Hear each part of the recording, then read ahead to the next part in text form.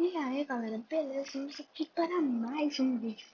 Dessa vez galera, eu vou fazer aqui a comparação de áudio. Já tô aqui com meu vídeo aqui, né, pra te mostrar o áudio do outro headset que eu tava.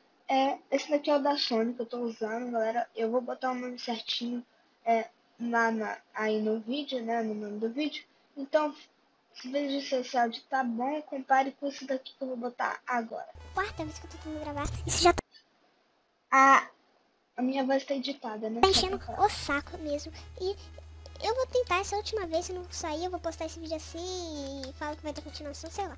Eu não tô conseguindo gravar, não sei porque eu agora vou no parkour impossível.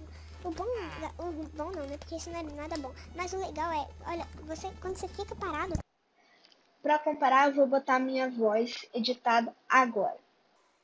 Bem, então minha voz ficou fina, né? Minha voz tá fina agora, né? Olha que bonitinho.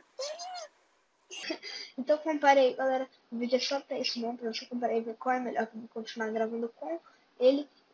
E aí, deixem nos comentários qual é melhor e tchau.